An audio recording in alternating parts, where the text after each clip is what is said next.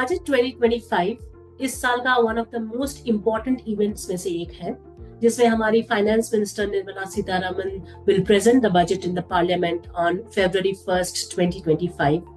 Corporate sector से लेकर education sector तक everybody is keenly waiting for the budget.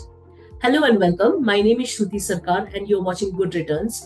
और फ्यूचर फोकस बजट 2025 के इस एपिसोड में हमारे साथ जुड़े हैं mister Krishna Mishra, CEO FPSB India.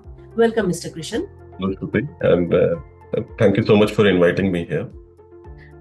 You're welcome. Krishan, my first question to you, and I think सब यही जानना चाहते हैं कि आपका ओवरऑल एक्सपेक्टेशंस क्या है फ्रॉम द यूनियन बजट 2025. श्रुति, ये बहुत ही इम्पोर्टेंट सवाल है जो आपने पूछा है मुझसे.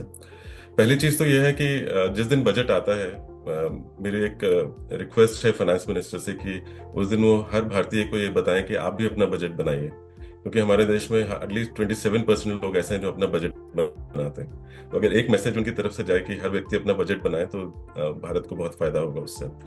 दूसरी चीज ये है कि जहां तक इनकम की बात है तो देखिए, इस वक्त टैक्सेशन जो पर्सनल इनकम पे आ रहा है उसको भी थोड़ा सा बेटर करने की जरूरत है. टैक्स रिफॉर्म्स काफी अच्छे आए हैं हमारे देश में ऑलरेडी, और एक फर्दर रिक्वायरमेंट है कि अगर न्यू रेजिम में 15 लाख तक का टैक्स फ्री इनकम हो जाए लोगों के लिए, तो ये बहुत अच्छा ईज आउट करेगा लोगों के जीवन को, और उनके पास डिस्पोजेबल इनकम बढ़ेगी.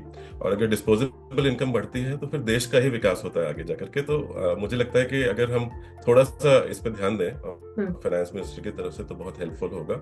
उसके अलावा जितने भी हमारे इंपॉर्टेंट सेक्टर हैं, चाहे वो इंफ्रा हो या एडुकेशन हो, जरूरी है इनमें इन्वेस्टमेंट्स की ज्यादा जरूरत पड़ेगी. और फ्यूचर वही है कि अगर देश को विकसित भारत बनाना है तो हमें सही तरीके से यहाँ पे इन्वेस्टमेंट्स लानी होंगी और लोगों को और मौका देना होगा टू गेट एडुकेशन. बिकॉज आप समझिए कि अगर लोगों के पास अच्छी शिक्षा है तो एम्प्लॉयबिलिटी और एंटरप्रेन्योरशिप को हम ऑटोमेटिकली फ्लरिश कर सकते हैं. तो अगर हमने एजुकेशन दिया तो हमने लोगों को एम्पावर किया, और अगर एम्पावर किया तो उनकी एम्प्लॉयबिलिटी और रिलेटेड एक्टिविटीज खुद ब खुद बढ़ जाएंगे, और ये अगर बढ़ती हैं तो देश अपने आप आगे बढ़ेगा. तो मुझे लगता है कि एजुकेशन और शिक्षा पे पूरी तरह से शिक्षा के ऊपर फाइनेंस मिनिस्टर का फोकस होना बहुत जरूरी है. Very very interesting. Moving forward, I think this is the most important question जो सब जानना चाहते हैं कि मिडिल क्लास के लिए किस तरह का रिलीफ हम एक्सपेक्ट कर सकते हैं इन द बजट. जी, तो जैसा मैंने एक तो आपको बताया टैक्स के बारे में कि वहां पे 15 लाख तक की इनकम अगर वहां पे टैक्स फ्री हो सके तो. दूसरा यह है कि जहां तक इंश्योरेंसेस की बात है तो इस वक्त क्या होता है, इंश्योरेंस में भी लोगों का फोकस है टुवर्ड्स टैक्स ओनली. और अगर जीएसटी अगर लाइफ इंश्योरेंस और हेल्थ इंश्योरेंस से हट जाए तो मिडिल क्लास को उससे बहुत एडवांटेज मिलेगा. वो पैसा फर्दर इन्वेस्ट होगा और वापस से गवर्नमेंट को फर्दर विकास में काम आएगा. उसके अलावा अगर आप देखें तो बहुत ज्यादा जरूरी है कि जो 30% टैक्स ब्रैकेट में लोग आते हैं उनके लिए भी कुछ रिफॉर्म्स लाए जाए, क्योंकि अब मिडिल क्लास जो है वो 5 लाख या 2 लाख वाली मिडिल क्लास नहीं रही है. हमारी इनकम बढ़ रही है ना. पहले आप देखिए कि अगर 70 और 80 के दशक में हम सैलरी जो है हमारे हंड्रेड्स में होती थी, 90 के दशक में वो 1000 में आने लगी, और 2001 ऑनवर्ड्स लोग सीटीसीज की बात करते हैं लैक्स में. तो हुआ क्या है कि लोगों की इनकम बढ़ रही है, लेकिन आप पकड़िए कि एक व्यक्ति जो मुंबई में है और एक दूसरा व्यक्ति मान लीजिए कि आज की डेट में उदयपुर में है या फिर किसी दूसरे से गुवाहाटी में है या तेजपुर में है, तो दोनों की 15 लाख की इनकम सेम नहीं है या 10 लाख की इनकम सेम नहीं है, क्योंकि एक्सपेंसेस लोगों के डिफरेंट है. तो मुझे लगता है कि मिडिल क्लास जो है हर शहर में अलग तरीके से जी रही है, तो कहीं ना कहीं पे कॉमन प्लेटफॉर्म पे लाना बहुत जरूरी है.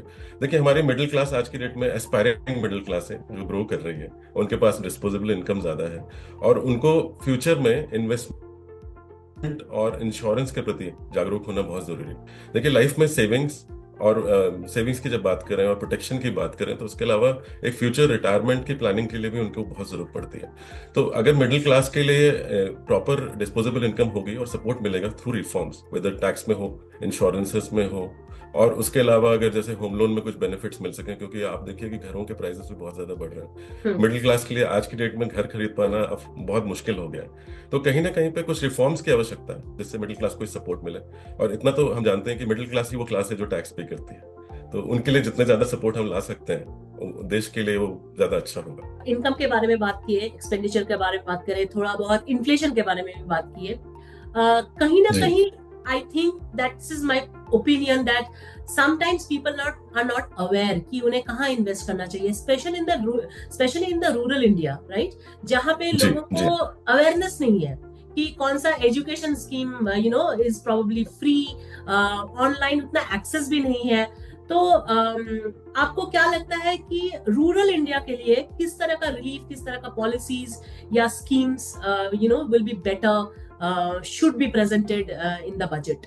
देखिए, एक तो जो गवर्नमेंट ने काफी सालों से रिफॉर्म्स के थ्रू एग्री टेक पे बहुत फोकस किया है, टेक्नोलॉजी बेस्ड एग्रीकल्चर है ना, उस पर काफी फोकस किया है. और बहुत सारे ऐसे प्रोडक्ट्स भी आए हैं जो कि इंश्योरेंस में काफी सपोर्ट करते हैं, जैसे फार्मर्स पैकेज पॉलिसी या किसान क्रेडिट कार्ड. उसके अलावा आपको जो है टेक्नोलॉजिकल एडवांसमेंट्स के थ्रू, मोबाइल के थ्रू आप अपना उसको मैनेज कर सकते हैं, उसको सेल कर सकते हैं, खरीद सकते हैं, बेच भी सकते हैं. तो ये सारे आपके पास में रास्ते ओपन हुए हैं. लेकिन सबको उसके बारे में जानकारी नहीं है, तो बहुत ज्यादा जरूरी है कि हमें उसके ऊपर एक एजुकेशनल एक्टिविटी करनी होगी, और ताकि हम रूरल सेक्टर तक पहुंच सकें. तो रूरल सेक्टर के लिए डिजिटल लिटरेसी की बहुत जरूरत है, और उसके अलावा फाइनेंशियल लिटरेसी की भी जरूरत है. अभी एक सर्वे था रिजर्व बैंक ऑफ इंडिया ने किया कि हमारी फाइनेंशियल लिटरेसी बढ़ रही है, 42% हो गई है. लेकिन जो फाइनेंशियल एजुकेशन है लोगों के पास में, वो हार्डली 4% है. चाहे वो आप बड़े शहरों को ले लें, रूरल में तो वो और भी कम है. तो इसका मतलब बहुत जरूरत है कि हमें एजुकेशन, फाइनेंस से रिलेटेड एजुकेशन की भी जानकारी लोगों को देना बहुत जरूरी हो गया है. क्योंकि आप पकड़िए श्रुति, मैं एक स्टेटमेंट हमेशा कहता हूँ कि we might be educated but we are not financially educated, क्योंकि ये चीजें हमें कभी पढ़ाई नहीं गई हमारे एजुकेशन सिस्टम में. हमसे रिलेटेड, फाइनेंस से रिलेटेड किसी ने हमें नहीं बताया. तो रूरल इंडिया में अगर हम इस एजुकेशन को ले जाएं और लोगों को हेल्प करें, तो डिजिटल लिटरेसी, फाइनेंशियल एजुकेशन, और उसके अलावा एग्रीटेक पे फोकस, और स्किलिंग एक्टिविटीज, जो अभी आज की डेट में स्किलिंग पे बहुत गवर्नमेंट का फोकस है. Rural sector needs more skilling, वहां पे ज्यादा स्किल्स की आवश्यकता है, और लोगों को उसके लिए ट्रेनिंग देना और एडुकेट करना बहुत जरूरी है. Very interesting insights Krishna. अब थोड़ा डिफरेंट टॉपिक में बात करते हैं. हम बात करते हैं अब थोड़ा macro. I know you spoke about the RBI. Inflation is relatively, I would say, in the higher bracket, over 5%. Growth has slowed to 5.4% in the past quarter. And अगर देखा जाए तो थोड़ा बहुत, once Trump has taken the president's seat today, I think he will obviously impose tariffs on China. इसमें India benefit कर सकता है. लेकिन मेरा क्वेश्चन ये है कि overall it is a cycle, right? अगर इन्फ्लेशन कम नहीं हुआ, इंटरेस्ट रेट्स कम नहीं हुआ, तो ऑब्वियसली मिडिल क्लास और उनसे फिर लोअर मिडिल क्लास भी इम्पैक्टेड होगा. तो 5 ट्रिलियन इकोनॉमी के बारे में अगर हमें बात करना है, when do you think that it is achievable? किसी भी इकोनॉमी को अगर आगे बढ़ना है, तो उसके लिए सस्टेनेबिलिटी के हिसाब से हर इंडिविजुअल को फाइनेंशियली सस्टेनेबल होना बहुत जरूरी है. इस वक्त क्या होता है, हम जब इकोनॉमी की बात करते हैं तो हम कहते हैं मैक्रो लेवल पे टॉप डाउन अप्रोच होती है, कि ऊपर से नीचे तक हम जो है कैसे फाइनेंसेस को आगे बढ़ाएं, और उसी को हम सस्टेनेबिलिटी की बात करते हैं फ्यूचर में. लेकिन अगर आप बात करेंगे कि हर इंडिविजुअल अगर सस्टेनेबल नहीं है, तो प्रैक्टिकली इकोनॉमी कभी सस्टेनेबल नहीं हो सकती. तो हमें सबसे पहले तो हर इंडिविजुअल तक पहुंचना पड़ेगा, हर व्यक्ति को हेल्प करनी होगी. और एक व्यक्ति को अगर आपने हेल्प की, तो आप समझिए एक फैमिली की हेल्प हुई. अगर फैमिली की हुई तो सोसाइटी की हुई, और सोसाइटी की हुई तो इकोनॉमी अपने आप ग्रो करेगी. तो इसीलिए मैंने जब पहले आपसे बताया फाइनेंशियल एजुकेशन की बात, तो वो एक एजुकेशन सबके लिए जरूरी है. उसके अलावा जो इंपॉर्टेंट चीज है, अगर आप देखिए 5 ट्रिलियन इकोनॉमी की तरफ हम कैसे बढ़ रहे हैं. We are the youngest population in the world. 28.2 हमारी एज है आज की डेट में, एवरेज एज. लेकिन एक बात और ध्यान रखनी पड़ेगी, आने वाले 10 साल में ये 28.2 के लोग 38 पे पहुंचने वाले हैं. यानी हमारी जो एवरेज एज है वो आगे बढ़ेगी, है ना. तो इसलिए हमें उसके लिए भी प्रिपेयर रहना होगा, क्योंकि जो आज 45 या 50 की रेंज में है, वो रिटायर होंगे 10 साल बाद. तो कहीं ना कहीं पे हमें उनके लिए भी प्लानिंग करने की बहुत जरूरत है. अगर फ्यूचर सस्टेनेबिलिटी की बात करें, इंडिया का अगर सर्विसेज सेक्टर देखिए, मैन्युफैक्चरिंग सेक्टर भी अभी आज की डेट में काफी बढ़ रहा है, और education sector is growing very fast with the new reforms which have come in the education sector. In sectors पे फोकस करके आने वाले 3 से 5 साल में इंडिया 5 ट्रिलियन इकोनॉमी की तरफ आराम से बढ़ सकता है, अगर हमने ध्यान से इन सेक्टर्स पे फोकस किया, या इन्वेस्टमेंट्स लाए, और हर इंडिविजुअल को फाइनेंशियली सस्टेनेबल बनाया. तो भारत अपने आप विकसित भारत की तरफ भी बढ़ेगा, और 5 ट्रिलियन इकोनॉमी बिफोर 2030 अचीव हो जाएगा. I really hope so. I mean, we are all looking forward, to the budget कि क्या क्या रिलीफ्स मिलने वाला है. वी आर होपफुल कि इंडिया सस्टेनेबिलिटी की तरफ बढ़ रहा है. नेट जीरो ऑल्दो हमारा टारगेट है 2070 तक. I hope we reach there soon. It was great talking to you, mister Krishna, and we hope to talk to you more later in the month once the budget is presented. So Sure, sure.